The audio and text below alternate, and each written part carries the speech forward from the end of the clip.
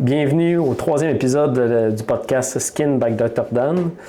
Donc, avant de commencer, je tiens à préciser que cet épisode-là sera sans vidéo. Donc, on a eu un petit pépin technique avec notre nouvel appareil que nous nous sommes procuré pour faciliter notre montage et le tournage. Néanmoins, on trouve que le contenu est pertinent là, pour vous offrir au moins l'audio. Dans cet épisode, là, on va parler vraiment plus des bases de la médecine esthétique là, en termes d'injectables, surtout les traitements les plus populaires. Là, ce qu'on va vouloir faire, c'est différencier les neuromodulateurs des agents de comblement et un peu les indications de traitement de l'un versus l'autre. Bonne écoute et on se revoit dans 2 semaines. Bonjour, bienvenue à un nouvel épisode du podcast de Skin by Dr. Dan, au-delà de l'esthétique. Aujourd'hui, on vous parle de tout ce qui est base en médecine esthétique. On va faire le tour. J'ai ma liste de questions. Je veux vraiment qu'on parle de tout aujourd'hui pour qu'on clarifie là, tous les termes, toutes les techniques, tout ce qui est esthétique finalement. Fait qu'on a Dani avec nous pour faire le tour des questions. Fait qu'on commence, Dani. Quand on entend médecine esthétique, on pense souvent à des grosses lèvres, au botox. C'est quoi, en fait, la médecine esthétique? Bien, c'est sûr qu'initialement, la médecine esthétique, c'est ce que les gens ont dans leur tête ou dans leur imaginaire, c'est qu'effectivement, tout ce qu'on fait, c'est gonfler les lèvres. Fait que la médecine esthétique, c'est un domaine qui est relativement large, dans le sens parce qu'il faut différencier là, la médecine esthétique de l'esthétique en tant que telle. L'esthétique, c'est vraiment plus les soins de base là, qui vont améliorer la qualité de la peau, un peu plus des résultats court terme, à moins qu'on tombe dans les cils, les ongles, tout ça. Mais évidemment, en médecine esthétique, nous, on s'en va pas là-dedans spécifiquement. Fait que le terme médecine esthétique, quand j'ai rentré ou quand j'ai commencé à m'intéresser au sujet, effectivement, j'étais un peu comme tout le monde, là, j'invente pas la roue. Dans ma tête, c'était simplement des injections de botox puis de comblement, là, faire des grosses lèvres ou vraiment travailler plus en injectable en tant que tel. Mais rapidement, quand on rentre dans le domaine de la médecine esthétique, on se rend compte qu'il y a beaucoup plus que ça. Il y a notamment des technologies, mais aussi tous les soins de la peau de ce que les personnes font à la maison. Il y a la qualité de la peau, dans le fond.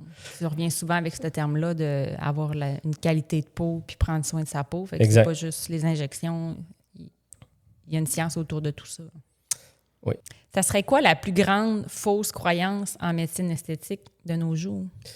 Bien, je ne sais pas c'est quoi nécessairement la plus grande fausse croyance, mais une des désirs de nos clientes qu'on a le plus souvent, c'est vraiment je veux que ça soit naturel. Fait que les gens associent beaucoup la médecine esthétique à c'est toujours trop, ça paraît tout le temps, puis les gens vont me regarder, vont savoir que je suis venu en médecine esthétique. Mais ça a tellement évolué dans les dernières années, puis évidemment, les mentalités ont changé.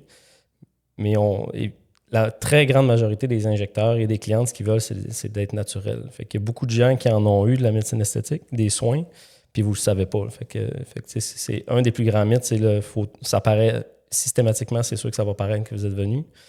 Évidemment, nous, ce qu'on va souvent dire, c'est ce qu'on veut pas que ça paraisse. On veut que les gens se rendent compte que tu es plus en forme, plus reposé, mais pas nécessairement aller dans « mon Dieu, c'est où que tu es allé ou que tu as passé ». Puis avant qu'on rentre dans tout ce qui est traitement en médecine esthétique, pourquoi, à la base, notre visage change avec l'âge?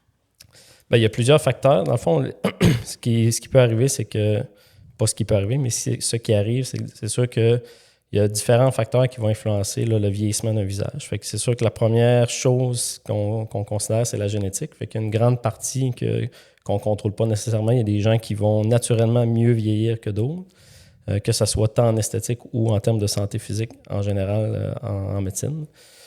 Puis après ça, on peut prendre tout ce qui est les agresseurs qu'on peut voir. Notamment, le plus connu, c'est le soleil, là, les rayons UV du soleil, mais tous les contaminants dans l'air, tous les contaminants qu'on peut avoir sur la peau, là, ça, dépendamment du travail ou du secteur que tu trouves dans une ville. Puis aussi, le tabagisme, l'alcool, l'anxiété, le stress et compagnie. C'est toutes des choses qui vont graduellement impacter au fil des années là, le vieillissement du visage. Fait que c'est pas juste une question de génétique, il y a plein d'affaires qui rentrent en ligne de compte.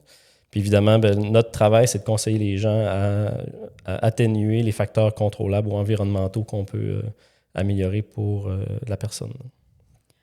Fait que pourquoi, on peut-tu répondre à cette question-là, pourquoi il y a des gens qui semblent vieillir plus vite que d'autres? Fait que la réponse à cette question-là est vraiment, comme j'expliquais, très complexe. Fait que il y a 3 grands facteurs, là. Fait qu'il y a vraiment le facteur génétique de la personne, il y a le facteur environnemental dans le milieu dans lequel elle va se retrouver la majorité de sa vie. Puis le 3e facteur, c'est le facteur personnel dans les habitudes de vie, qu'on faut faire tout le nettoyage de tout ça ou faire le tour de ça pour améliorer le vieillissement. Puis là, encore une fois, quand on parle de vieillissement, ben, ce que je viens de rappeler là, ce que je viens de rapporter là, c'est pas nécessairement juste en esthétique, c'est at large dans la vie, là, le vieillissement physique et esthétique, puis tout ça. Si tu avais quelqu'un de 30 ans qui vient te voir et qui te demande par où je commence, c'est quoi que tu lui conseillerais à cet âge-là? Bien, en partant, la personne qui vient nous voir, c'est déjà quelqu'un qui est soucieux ou qui est en train de devenir conscient là, de l'impact que ça peut avoir. Fait que déjà là, la personne de 30 ans dans mon bureau a une longueur d'avance sur la très grande majorité des gens. Fait que la première chose tu sais, le facteur génétique, évidemment, on ne peut pas le contrôler. Fait que ça, c'est notre bagage là, familial puis tout ça qui s'embarque. Fait que la chose qu'on peut contrôler le plus et qui va avoir le plus d'impact à long terme, c'est tout sur nos habitudes de vie, là, qui sont les piliers de la santé que je nomme souvent dans mes rencontres. Fait que c'est vraiment d'axer là-dessus. Tu sais, tous les soins que nous, on donne en médecine esthétique, ça vient aider ce que les gens font à domicile, mais 80-90% du travail, c'est ce que les gens font chez eux quotidiennement. C'est comme ça, brosser les dents, c'est le même principe. Mm-hmm. Bon, bien, je suis déjà prête à rentrer dans le vif du sujet. Les injections. Oui. On parle d'agents de comblement puis de Botox. Peux-tu nous faire une différence entre les deux? Parce que on parle d'injection en général, mais c'est vraiment 2 catégories très différentes. Oui. Fait que si on y va vraiment de base, là, c'est quoi la différence entre les deux? Bien, la différence entre les deux, c'est 2 mondes complètement différents, là. Dans le fond, puis là, à ça, on mentionne Botox, ben, le neuromodulateur, là, qui est le terme Botox, c'est la marque Frigidaire, c'est celle-là qui est la plus connue, mais il y en a plein d'autres. Il y a les agents de comblement, mais maintenant, depuis quelques années, il y a les biostimulants qui ont commencé à émerger. Fait que tu as agent de comblement puis tu as neuromodulateur. Ouais. C'est quoi mettons que tu compares agent de comblement, tu le compares à une marque, parce que là, ce qui est connu vraiment, c'est le nom des marques. Fait que quand on dit Botox, les gens comprennent c'est quoi. Mais peux-tu comme un peu clarifier ça juste pour être sûr qu'on... Fait que c'est ça. Fait que Botox, dans le fond, c'est le nom d'un produit commercial. Fait que nous, mais dans la classe, c'est vraiment un neuromodulateur. Puis dans les neuromodulateurs, il y a différentes marques ou compagnies qui vont générer des produits. Il y a différents fournisseurs. Les plus connus, évidemment, il y a le Botox là, qui est avec Juvederm et Allergan. Ça, je n'embarquerai pas nécessairement là-dedans, mais après ça, il y a le Dysport, il y a le Xeomine, il y a le Nuciva qui est là, puis il y en a plein d'autres là, qui sortent dans il y en a à peu près 6-7 au Canada actuellement. Mais le plus connu est le Botox, là, c'est comme Google, là, c'est rendu un verbe, je suis allé me faire botoxer. Là, fait que mais c'est un peu comme si on compare à un réfrigérateur, ben on dit tout le temps... Un frigidaire. Un frigidaire, mais frigidaire, c'est la marque d'un réfrigérateur très connu. Exact. Fait que quand on parle de Botox, c'est comme dire frigidaire. C'est ça. Fait que le vrai terme, c'est le neuromodulateur. Donc, le neuromodulateur se différencie de l'agent de comblement, qui est aussi une autre classe là, en injection. Puis eux, ben là, les noms sont un petit peu moins connus parce que les gens ne se sont pas nécessairement associés. Puis quand ils parlent de Botox, généralement, mais ils vont mélanger un peu l'agent de comblement puis le neuromodulateur. Mais il faut comprendre que le Botox est un neuromodulateur qui va vraiment faire une activité musculaire ou diminuer l'activité musculaire, là, dépendamment du dosage qu'on va mettre. Tandis que l'agent de comblement est vraiment comme objectif là, d'aller remplacer un volume qui a été perdu ou de remettre des proportions, améliorer le contour, optimiser le visage en tant que tel. Fait qu'il faut vraiment différencier. L'agent de comblement, c'est comme un gilet qu'on va aller porter à l'intérieur, qui soit tout juste en dessous de la peau ou vraiment plus en profondeur au niveau de l'os, là, du visage, évidemment. Fait que c'est vraiment c'est 2 mondes complètement différents avec 2 visées thérapeutiques complètement différentes. Fait que le neuromodulateur / Botox, juste pour donner une idée, ça va geler ton muscle. Fait que tout ce qui est ride, tout ce qui est quand on bouge le front, ce qu'on veut, c'est venir mettre du Botox pour diminuer ça. Exact. C'est pas vrai qu'on met du Botox dans les lèvres. Non. Parce que le Botox ne va pas gonfler, il va pas remplir un volume, ça va être vraiment l'agent de comblement qui n'est pas du Botox. Non. Fait que là, tu mentionnais, tu as parlé de geler un muscle. J'aime pas tant l'utilisation parce que le geler, ça fait peur au monde puis avoir l'air figé. OK. Il faut comprendre que le neuromodulateur, c'est une question de dosage. Fait que le poison est dans le dosage. Fait que, évidemment, si on en met énormément, mais c'est là qu'on va avoir un regard beaucoup plus figé. Pas un regard, mais un visage beaucoup plus figé ou gelé, comme tu disais. Mais l'objectif qu'on veut, c'est pas nécessairement aller là. Est-ce qu'il y a des clientes qui c'est ça qu'ils veulent, c'est ça qu'ils demandent? La réponse est oui. Puis là, nous, on négocie un peu par rapport à ça sur est-ce que c'est vraiment ça que tu veux? La très grande majorité des gens vont vouloir conserver un petit peu de mobilité parce que ça donne un visage qui est un peu plus vivant, évidemment. Mais on est capable de le faire, dépendamment d'une question de dosage. L'affaire, c'est qu'on ne sait pas comment la personne va réagir à la toxine. Fait qu'on a une recette de base, généralement, là, qu'on va commencer un traitement avec ça. Puis après ça, on va s'ajuster de rendez-vous en rendez-vous là, parce que la neuromodulateur, l'efficacité va durer entre 3 et 4 mois, dépendamment de la personne. On peut-tu en mettre trop? Si, mettons, t'en mets trop, c'est-tu néfaste pour la santé ou c'est juste que ton visage bougera plus, puis après 3-4 mois, comme tu dis, il n'y en aura plus, puis on revient à zéro? On peut-tu en mettre trop? Fait que en mettre trop, c'est un terme qui est relatif. En mettre trop pour que ça soit dangereux pour ta santé, la réponse est non. En mettre trop, puis ça devient moins esthétique d'en avoir trop mis, la réponse est oui, mais il n'y a aucun danger du moins dans les études cliniques humaines, il n'y a aucun danger d'en mettre un petit peu plus ou d'en mettre fréquemment ou d'en mettre souvent ou d'en mettre pendant 50 ans. Il n'y a aucun risque au niveau de la santé humaine là, par rapport aux neuromodulateurs, que ce soit Botox, Dysport, Xéomine ou whatever. Il n'y a aucun impact à long terme sur la santé de la personne. Ça dépend des goûts, dans le fond. Si tu veux que ça bouge encore un peu, mais que tu en as mis plus, puis là, ton front ne bouge plus, bien là, c'est là le plus. Il n'y aura pas de danger pour la santé. Si on poursuit avec les agents de comblement, c'est où qu'on peut en mettre? Ça sert à quoi? L'objectif d'un agent de comblement, comme j'expliquais tout à l'heure, c'est vraiment d'aller remplacer un volume qui est perdu ou de retravailler une proportion, un angle qui est un peu qui est à retravailler finalement. Donc, la meilleure façon d'expliquer c'est quoi un agent de comblement, c'est que c'est un gel qu'on va aller porter à différentes profondeurs au niveau du visage, qu'on utilise principalement au visage. Puis, fait que soit qu'il va avoir un rôle de support, soit qu'il va aller chercher un rôle là, pour aller combler une ride en superficielle, ou vraiment d'aller repositionner un reflet lumineux au niveau du visage. Il y a des zones qui sont fréquemment utilisées, mais il y a d'autres zones qui le sont un peu moins, mais généralement, c'est vraiment ça. Fait que l'objectif, là, tu disais de gonfler, mais un agent de comblement ne gonfle pas nécessairement, mais il peut se gorger d'eau. Fait que dans la famille des agents de comblement, il y a différentes compagnies. C'est un peu le même principe que le neuromodulateur, mais j'expliquais tantôt qu'il y a sont un peu moins connus les compagnies. Puis souvent, sont associés avec le neuromodulateur. Fait que tous les fournisseurs de neuromodulateurs ont aussi une gamme d'agents de comblement.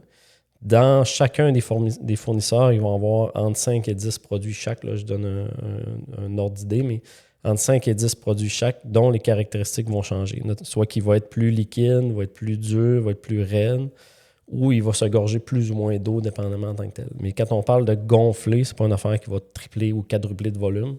Fait que le résultat, quand on injecte le produit d'agent de comblement, on voit relativement assez bien immédiatement le résultat que ça va donner à long terme.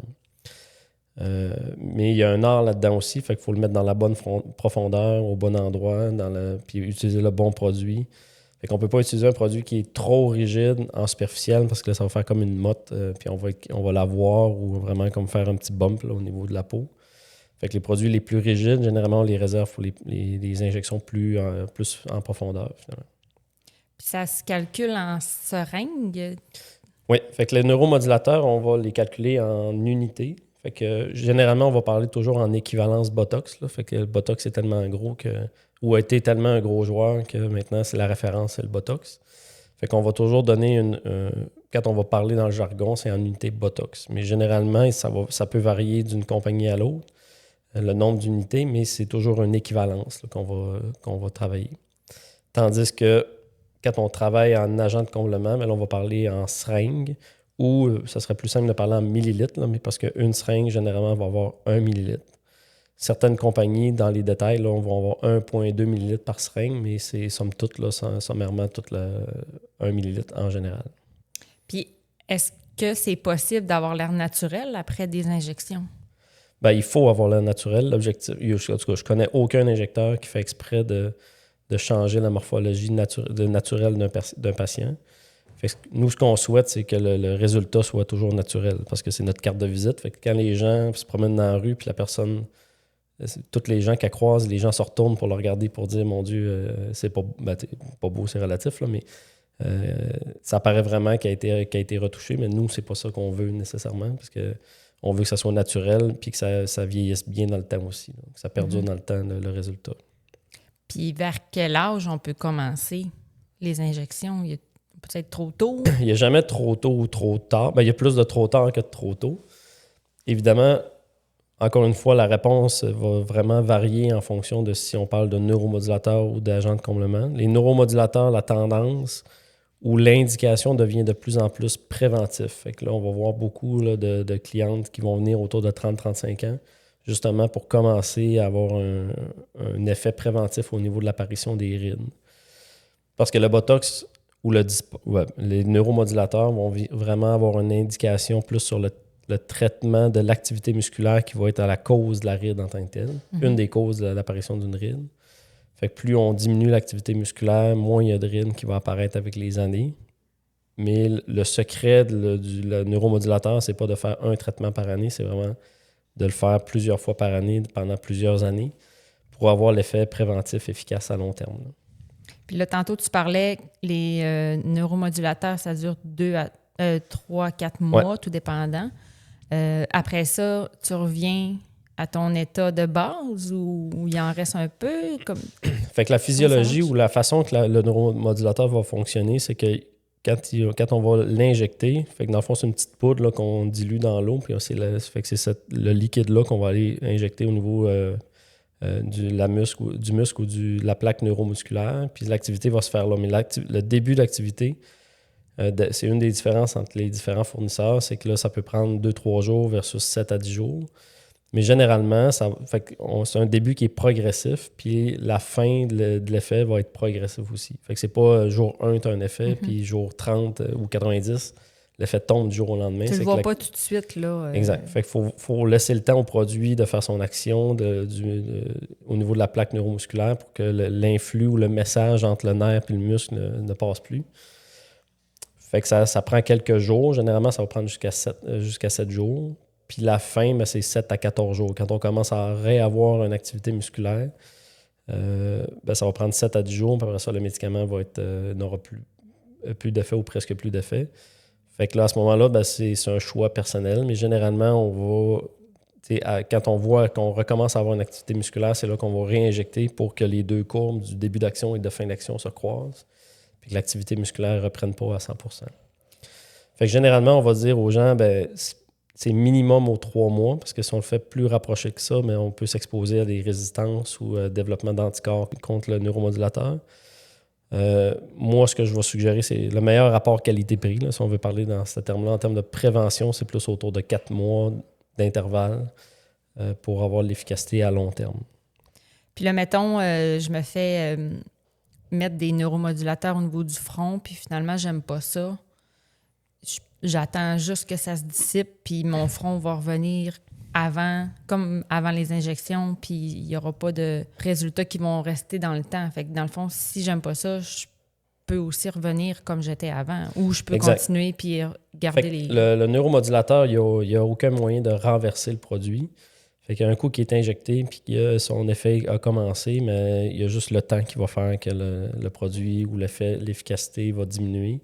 On n'est pas capable de prendre, d'injecter un antidote, par exemple, pour enlever l'effet du Botox au niveau du visage. Mm-hmm. Fait que si on n'aime pas le résultat, qu'on trouve qu'on a des regards un peu trop lourds, qu'on a moins d'émotivité expressive au niveau du visage, il faut attendre le 3 mois, puis après ça, le médicament s'en va, puis tout revient à la normale. Il y a pas ça paraît pas, il n'y a rien qui reste, il n'y a pas de fatigue ou d'atrophie musculaire en 3 mois, ça n'a pas le temps d'apparaître.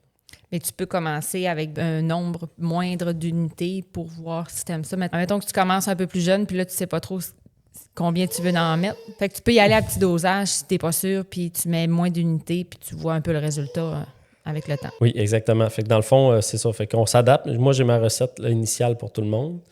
Puis je m'adapte selon la personne. Premièrement, on va demander à la personne de savoir est-ce qu'elle en a déjà eu dans une autre clinique ou ailleurs.